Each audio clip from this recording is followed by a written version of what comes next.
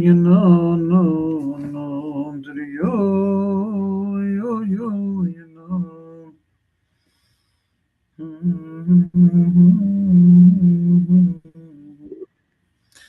Okay, I'll give it one more minute, but we're live on all our platforms. We're live on Zoom, we're live on Facebook, we're live on YouTube. We'll give everyone a moment to join, and then we will rock and roll. Da, you know, no, no, no, no, you know, no, you know. Ta-da, you know, you know, ta-da, you know, da-da-da. Ta-da, you know, no, yo, yo, yo, mo, you know.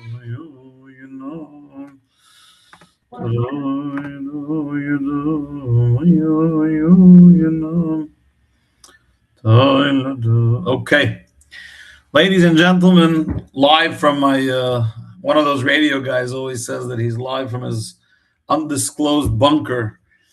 So live from Alexandria, Virginia. I'm not in a undisclosed bunker. Good luck in finding me. I'm just in and someone, I think Robert said it's his old stomping grounds. I don't know why anyone would have a stomping ground here, but evidently people have stomping grounds here. Tomorrow, God willing, come back to the land of the free and the home of the brave. But I didn't want to miss another week. Last week we were recovering from the bar mitzvah, and the week before that I was in New York for the bar mitzvah. So there's a lot of bar mitzvah stuff, all for good reason. But it's time to get back on the bandwagon. There's a song. Oops, someone's got to mute themselves there. Okay, I'll help you. Okay. There's a song my kids love listening to called "On the Back of the Wagon of the Baal Shem Tov." So we got to get back on the wagon. And we find ourselves last Shabbos in Shul. We laid Chazak. We read Chazak. We concluded the book of Vayikra, the book of Leviticus. And now we are in the portion, beginning the portion of Bamidbar, the book of Bamidbar, or as is known as Sefer Apkudim in the Gemara, is referred to as the book of Numbers, even though the word Bamidbar means in the desert, but it is the book of Numbers. And what you see in the book of Numbers is you see that it's a description of the Jewish journey through the wilderness, starting in the Sinai Desert and through all the various locations where they camped in the journey from Egypt to Israel. Just to refresh your memory, the Jews were going to go straight into Israel. According to the Medrash, Mashiach was even going to come, and it was going to happen right away. Of course, they listened to the spies, and they ended up staying in the desert for an additional 39 years. And so when we look at the journey of life, all facets of the journey of life, all manifestations of the journey of life, collectively and individually, we always look back at the journey of the Jewish people in the desert, and we learn how to survive, how to thrive, how to overcome challenges in the journey of life by looking at how the Jews operated during their time in the wilderness, during their times of challenge, in that period of time between when they left Egypt and they arrived in the land, to the land of Israel. And actually, if you look at the book of Bamidbar, this book of Numbers, it begins with the Jews camped, or the Hebrews or the Israelites camped at the Sinai Desert. And it concludes with the Jewish people camped at the bank of the Jordan River opposite Jericho on the east bank of the Jordan. So when you look at Bamidbar, it really encompasses the entire 40 years that the Jewish people were in the desert. Now, it starts off pretty orderly. It starts off pretty seamlessly, right? The Jewish people are, we have a plan, we're going to Israel, and then it turns into chaos pretty quickly. They reject Moses' leadership. They question God. They question the food. They question the drinks. They question the weather. They question everything. And they lose faith in Hashem. Then they get back on the bandwagon of faith. And 40 years later, when they're about to cross into Israel, it seems like they finally have triumphed. And when I say triumphed, I mean spiritually triumphed, that they've overcome the majority of their obstacles and they're reaching their destination in a very, very stable form. But there's a detail in the parsha that I would like to that we're going to address tonight. I have to remember that I'm not in the shul, that I'm in a hotel. I don't want security coming and saying there's some guy screaming at a lecture and keeping 3 rooms up. So It's 9 o'clock at night. So I'm going to try to lower my volume if I know how to. But there's a verse. I guess it's not the worst thing. A guy gets arrested for what are they called? Orderly misconduct or something. Some disorderly conduct due to waking up the whole hotel with a parsha class. In chapter 4, verse 5 and 6, the Torah says that Aaron and his sons, when it was time to pack up the tabernacle, when it was time to travel, they would take the partition that separated between the holy section of the tabernacle and the Holy of Holies, the paroiches. They would cover the Ark of the Testimony, the Ark that included it hadn't at the tablets. On top of that, they would put the tachash skin. There was an animal, I think I gave a class about that 2-3 years ago. There was a special tachash skin that came from an animal called tachash. It's a big debate about tachash. It's not a debate, there's a discussion about tachash. Some say that it was a unique animal that only existed in the desert, that doesn't exist anymore. Others say the tachash could be a giraffe. But they had this beautiful tachash skin that covered the ark. But there was also the partition that was taken down and used as a cover. So you have cover number 1 was the partition, cover number 2 was the tachash, and cover number 3 was this sort of a dressing for the ark that was made out of pure blue wool. So when the Levites would carry the ark from location to location, unlike the way it stood in the Holy of Holies where it was in all its glory, uncovered, meaning it was just the golden box, or the three, there was 3 boxes within each other, but it was just the golden box with the poles. When it was time to travel, they would cover the ark with 3 unique covers: the partition, which was a multicolor, with the tachash skin, and with the blue wool. And the question is why? Why 3 covers? What do they represent? Why only when you travel? Why when they're encamped at the location do they not have to cover it? And there's a fascinating journey that I'm going to take you on from volume 8 of the Rebbe's edited talks. The Rebbe of Blessed Memory addresses this, and I actually was reading it last Shabbos because I knew I was going to be traveling. So I didn't want to schlep my books with me. So I was looking what I'm going to copy and take copies. And when I read it the first time, I'm like, I don't know why, but I like what I'm reading, even though I don't fully understand it. So this morning, I took all the papers that I had printed and I was restudying it until in Yiddish we say, I grasped what the Rebbe was saying here. And then I was like, oh, wow. It's such an incredible life lesson for how to journey through life and why there are obstacles in life.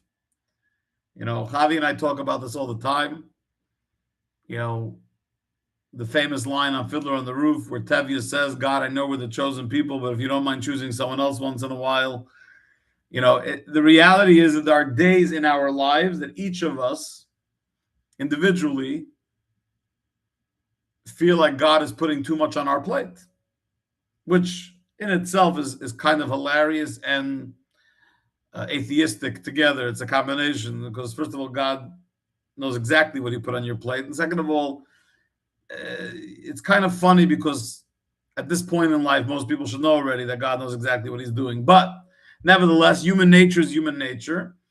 And when we start questioning the individual challenges, like why me, and why now, and how much can I handle, God? And then you go to the collective ones, like how much do the Jewish people have to suffer? It wasn't enough that we had Candace, now we need Tucker, and if it wasn't enough Tucker, now we need Megan Kelly, and it wasn't enough Megan Kelly, now we need Mehdi Hassan, and now we need Ilyan Omar and Thomas Massey. How many more people that are public figures have to come out hating on the Jews for us to say, oh my gosh, God, it's enough. Is everyone going to turn against us? Oh my gosh, are we going to survive? It's a cop-out. It's a cop-out because it's a mentality of victimhood, individual victimhood and collective victimhood. And Jews are not victims. Jews are an incredible group of people chosen by God with a mission to light up this world. And if we stick to our day job of being that light, then a lot of those second guessing and doubts and self-pity go away. And that works individually as well. So when you look at the tabernacle, which is the prototype for the life of a Jew, when we're settled, when we're encamped, when we're in our greatest state of spiritual serenity, spiritual stability, the ark is uncovered.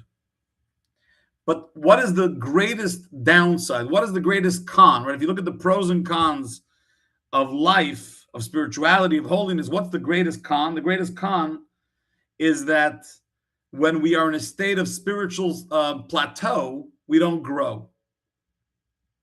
And yet God wants us to grow. God wants us to continue growing, not to stay in our ark, not to stay in our holy of holies, in our cocoon, in our ghetto. God wants us to, whatever spiritual state we're in, and every person and every community is in their own spiritual state, whatever state we're in, we need to grow. The sign of a living organism is that we grow. So if we're meant to grow, God says, okay, you're going to travel, you're going to journey. When it's time to travel, when it's time to journey, when it's time to grow, to go from place A to place B or place B to place C, we're going to get up and travel. God says, I'm going to put 3 covers on top of the ark. Meaning, when you're going to want to see growth in your spiritual life, you're going to have to accept the following fact. And that is, for proper growth to take place, there's going to be concealment. There's going to be obstacles. Because when there's obstacles, that's exactly where we are forced to grow. Where we are forced to find spirituality and holiness that's hidden beneath the surface. If everything was all glorious and revealed, we would never have to work hard to find the God spark. We never have to work hard to find divine providence. We never have to work hard to find divinity. So God says, oh, it's time to grow, and growing is vital. You're going to journey, you're going to travel, you want to go to another destination, you want to elevate yourself to a new state. The number one thing you need to know is there's going to be 3 coverings, and those 3 coverings represent 3 types of concealment that the Jewish people deal with every single day. What are the 3 biggest concealments that God took our ark and covered it, took our inner core, our inner altar, he took our inner holiness and covered it with 3 coverings that are 3 forms of obstacles in our journey. What are those 3 coverings? Number 1, it's the partition. Now, it's interesting. The partition was part of the Holy Temple. It was the partition that separated from the Holy of Holies to the Holy. So the first obstacle is kind of if you wish, it's somewhat of a, it's a good guy. He's not there to really mess with you. He's just there to create a little bit of friction so you should grow. What does that represent in the human being? It represents our bodies. Our bodies are not unholy. Our bodies are bodies with a soul, which means they have inherent holiness to it. And yet the body can be an obstacle through its other side of it, through its temptations, through its bodily needs, through its physicality. It could be somewhat of an obstacle, but that is cover number 1. So God gave us a body, and it creates friction, it creates obstacle to the soul's full manifestation. But if that wasn't enough, God gave us a second cover, and that is the Yetzer Hara, the evil inclination that's within inside of us, that is digging at us, that's trying to get us. I literally just 3 hours ago or 2 hours ago, I got a delivery from this one delicious kosher meat restaurant in DC. That's what I've been eating since I got here. And it's called the Table Toast. I don't know, one of these Uber Eats kind of apps. And they deliver. So the guy hands me the food. And I looked at the seal of the bag and I didn't see the kosher seal. You can't get kosher food from a non-Jewish delivery guy that isn't sealed. It's 101, Code of Jewish Law, halacha. So I took another peek at the receipt. I see it doesn't even have my name. So then I said, sir, he gave me the food from someone else, from some treif non-kosher restaurant. I said, wrong delivery. He says, oh, so sorry. He ran back to his car. He took the treif food, came back with my kosher food. If you're not going to literally be observant and keep an eye out, you never know. Now, chances are, if I'd opened up the bag and found, I don't know, pig feet inside or something, I'd probably realize it wasn't what I ordered. My point is, God puts an evil inclination inside of each. And I apologize. I'm not the expert on all the various pork parts. So I don't know if people eat pork feet or not. I have no idea. I just threw that out there. I apologize to all the pork eaters if that was offensive in any way. I didn't mean to offend the pork or the eaters of pork. Anyhow, going back to what happened, God gave us a body. He also gave us an evil inclination, a negative impulse that challenges us constantly to be to see if we're still strong enough and courageous enough to make the right choices. And if that's not enough, that we have a physical body with material and physical needs, and we have an inner voice, an inner Yetzer Hara, an inner evil inclination, he also put us in a world surrounded by entities, both idolatrous entities, temptuous entities, unhealthy, unholy realities around us. And those are represented by those three covers. So when we're trying to grow and we want to leave the tabernacle and grow in our spiritual development, God says, listen, the only way you're going to actually grow is if I cover things up, meaning if I put those obstacles before you, and now it's your job to weave through and wade through the waters of physicality and materialism and temptation and idolatry and God knows what else, and find your way spiritually and find that inner courage and that inner strength. And what that will do is that will strengthen you in ways you could never imagine. So sure, if you want to remain at a plateau, go to a spiritual cocoon, go to a holy monastery, or even a Jewish monastery, go to a shul, and stay locked up in the cocoon, and you will be holy. You will be a tabernacle. You just won't be a growing tabernacle. You won't be a journeying tabernacle. You will not be an ark that is going to new destinations and new horizons. And so when we're traveling in life and we encounter these incredible obstacles, we could bemoan it. You could walk around and mope about it. And there's room. I mean, I guess that's why we have therapy. We get to kvetch about whatever we need to kvetch about, and hopefully someone can knock us into shape. If you ever go to a therapist that just tells you, I hear you, and lets you kvetch, without actually giving you guidance, you probably should switch therapists. But you could mope about it all you want, or you could recognize that God is literally giving you the greatest gift to journey, to grow, and to reach spiritual heights that you never thought were actually possible for yourself. And until you go through the grinder, until you go through the challenges, until you go through the obstacles, until you struggle with it and you're upset about it and you're busting your butt about it, you're not going to find the growth. You want stationary Judaism? There's options. You want growth? You want a connection? You want romance with God? Then you got to work hard for it. You want your wife to have a candle lit at the romantic dinner with a beautiful bottle of wine? You better as hell take out the garbage. Right? They work hand in hand. You got to do the hard work if you want to attain the healthy, holy relationship. And with God, it's the same thing. You want to have a plateau of a relationship with God where he just says, oh, wow, I got a good Jew down there who does everything right, is perfection, but they're asleep at the wheel. Or do you want someone that's dealing with reality and willing to take on a bigger journey? And it's very interesting because the Rebbe quotes the Medrash. And actually, it's apropos to Shavuos because coming up next Thursday night, wow, it's wild. I'm taking deep breaths to realize got a Nazi coming to town. It's not every day the Chabad rabbi announces that we're bringing Nazis. I've been texting all week about a Nazi. I'm getting a little overwhelmed by this Nazism. So we're going to have we have the event on Sunday, then we have JLI on Monday, then we have Yontif coming. It's wild stuff. But it's interesting what the Medrash says about Shavuos. It's not the Medrash, I'm sorry, the Gemara. The tractate, the Gemara on Shabbos, the Gemara on tractate of Shabbos, page 88, has an incredible conversation about the angels and God. The angels come to God and say, God, you should give us the Torah, not to the human beings. And God says to Moses, why don't you answer these angels? Tell them why you guys deserve it more than angels. So Moses is having a conversation with the angels. So he says, Moshe spoke like in third person. He said, Master of the universe, this Torah that you're giving me, what does it say? Does it say, Anochi Hashem Elokecha, I am the God, your Lord, who took you out of Egypt? So he turned to the angels and then said, have you guys been to Egypt? L'mitzrayim yiradatem? Have you been enslaved to the Pharaoh? So why should you get the Torah? God said he's giving the Torah and he commands, I am God, your Lord, who took you out of Egypt. The angels doesn't apply to them. Then he continued, Moses. He says, it says you should not have any other gods.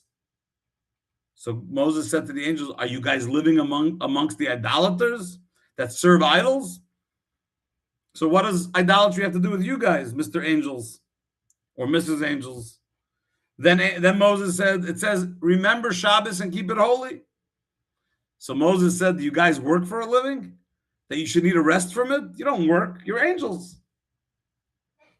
Then he says, it says you should not use God's name in vain. He says, do you guys do business with each other or something? That you should end up testifying against each other and using God's name in an oath that shouldn't be happening? So then it says, honor your father and mother. He says, tell me, you guys have parents? You have mothers and fathers here in heaven, Mr. Angels? It says, no murder, no adultery, no kidnapping. Do you guys get jealous of each other? Do you have an evil inclination? So he had this very interesting conversation where Moses literally went through all the 10 commandments and explained to the angels in a logical way. Instead of just saying, go fly yourself a kite, God gave us the Torah. God said to Moshe, you got to explain it. So he sat there and logically explained to them why the Torah is not necessarily bad for them. It's just not meant for them. It's not produced for them. It's produced for human beings that have evil inclinations, that live amongst idolaters, that need a rest on Shabbos, and so on and so forth. Now, if you look at the details, says the Rebbe, of that medrash, what you find is that the medrash is really addressing these three categories, these three levels of concealment. We said there's a body, there's evil inclination, and then there's a surrounding area, the people that live around us. So hold on. The first thing, Moses said to them, do you do any work? Do you do business? Do you have parents? So that's where Moses was addressing the fact that they don't have a physical body. If you don't have a physical body, that means you don't do work, and it means you don't have parents. Then he said to them, are you jealous of each other? Do you have an evil inclination? So over there, he's not addressing the body. He's addressing the second layer of concealment, which is the fact that we human beings have a Yetzer Hara, an evil inclination, a voice inside of us that pulls us in the wrong direction as part of the process. The angels don't. And lastly, he said, are you guys living amongst idolaters that you need to be told not to serve idols? And his message to them was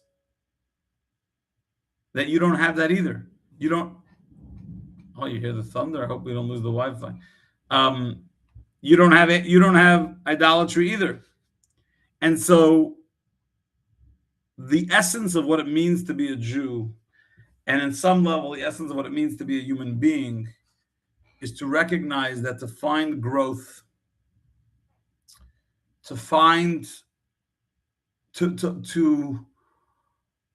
leave behind a spiritual plateau and actually focus on true inner growth. You know, I spent an hour today. Everyone in Bozeman knows this, but for those that listen on Zoom, I spent an hour today with my therapist talking about something challenging associated with family as it relates to a spiritual religious issue. And what was interesting is that the therapist said that at the end of the conversation, the therapist said, you know, Rabbi, this is where the real work takes place. There's the natural instinct of how we want to respond to things and how we want to deal with things and how we expect things to have played out and why we want things to be one way or the other. But then there's growth. And growth doesn't come easily. I don't think actually anything that grows, even business, even material things don't grow easily, but spiritually, certainly, and emotionally, when we want to grow as human beings, it's inevitably going to involve hard work. And God is saying that that's not by coincidence, because nothing is, it's by design. Because when you are spiritually trying to grow in your holy, healthy, stable relationship with God, and you don't want to remain at some kind of plateau for the rest of your life, it's going to involve not one, not two, but three primary facets of our living experience: our bodies, our evil inclinations, and our environments in which we live that are going to be obstacles along the way to various aspects of that growth. And when we withstand those challenges, when we overcome those obstacles, when we recognize that it's in these hard moments of work that we find our spiritual stability and well-being, that's when we start growing. And then at the end of that journey, whatever the end means, and sometimes the end can mean different things for different people, we end up finding ourselves on the east side of the Jordan, right by Jericho. And the word Jericho in Hebrew, Yerichai. Yerichai comes from the word Moirach V'doin, which means not to speak and not to listen, but to smell. And it says when Mashiach comes that Mashiach is going to be able to judge people just by sniffing them out. It's a little tricky because I know we in America we're busy with the sniffing dogs, so we don't make the comparison. Mashiach's going to sniff out the negativity. He's going to sniff out the positive, the negative. In other words, it's going to elevate us to a state of much deeper, right? When you can smell something and know that it's right or wrong, that's a higher spiritual state. And if we allow ourselves not to give up, but to deal with the growth and the journey and recognize that by design, growth and journeying involves obstacles and challenges that we are meant to see, engage with, and overcome, both from our body in the sense of materialism and physicality, in our Yetzer Hara and our evil inclination, which is the inner voices, and in the environments in which we live, the people around us, our coworkers, family members that mess with us spiritually, neighbors, politics, whatever's messing with your spirituality, and to withstand it, then we grow exponentially, and we don't end up even recognizing the person that we once were. And I will tell you straight up, most people are not ready to work. Most people want spirituality to be easygoing. Yeah, I slide into shul, I slide out of shul, I'm part of the community, I'm doing my thing. That's wonderful. Being part of a community is epic, especially our community, which is epic of all epics. It's like the Sabbath of all Sabbaths. But that's not growth. That's a community experience. Growth happens when we are ready to make ourselves uncomfortable and deal with uncomfortabilities in order to find a greater spiritual space that I can grow into. Right? We have this debate all the time. Ozempic or dieting? I can tell you for Chaim Brook, I don't want to judge anyone else. Ozempic is very, very tempting for me. It seems so nice not to be hungry. It seems so nice to lose weight without having to torture myself. But what's the long-term plan? Nah, I'm only 44. I could decide when I'm 64 to do Ozempic. I'm just saying that for now, I haven't been, although I've been tempted, I've been constantly reminded that I am capable of changing my habits without an outside source inflicting whatever into my body. And by the way, this is not a judgment call on anyone that does whatever they do. I'm just using it as an example of spirituality. Spirituality, you have the plateau, the comfort zone, and then there's getting out of your comfort zone. And when we get out of our comfort zone, it's a game changer. And that is exactly why when it was time to move the ark from place to place, God says, well, no, we're not just going to move it. Right? They could have moved it without a cover. It was a beautiful golden ark. They had the poles. They could have carried it. They were surrounded by clouds of glory. There was nothing to worry about. God wanted them covered to remind us that for the journey to go to the next level, to the next state, to the next elevated space, we must recognize that he embedded it with obstacles, because those obstacles, when we hold our own with those obstacles, we become the greatest version of ourselves, including versions of ourselves we never thought possible. So be inspired. Recognize that the obstacles in your life are not there to mess with your head. They're there by design to make you a better human being, to make me a better human being and a better Jew. And stop kvetching.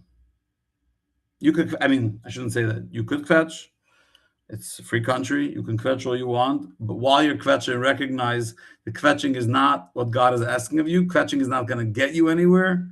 Getting up and doing the hard work will. And when you do, you'll feel better about it, and you'll see the growth spiritually, and you'll say, "Wow, I remember that class that Chaim gave in his undisclosed bunker in Virginia." And maybe the Rebbe's message is really, really applicable to me in my journey, because spiritual plateaus are not what we're looking for. Spiritual plateaus, I mean, they're okay, but they're not what we want. Is growth and more growth, so that the journey of life is not one that is sort of dead and cold, but that the growth is warm and alive and rocking, which means you're fighting all different types of satanic and demonic forces in your life, within yourself, around you. And every time you overcome one of those obstacles, you become closer and closer to the Holy Land, to your Holy Land, to the Jericho of your life. And you'll cross that Jordan right into the Holy Land. B'mheira v'yameinu, amen, speedily in our days, amen, collectively and individually. Have a rockin' rest of the week. Look forward to seeing you all shul on Shabbos. Be inspired, be uplifted, and God willing, back in the motherland tomorrow. Sei gesund.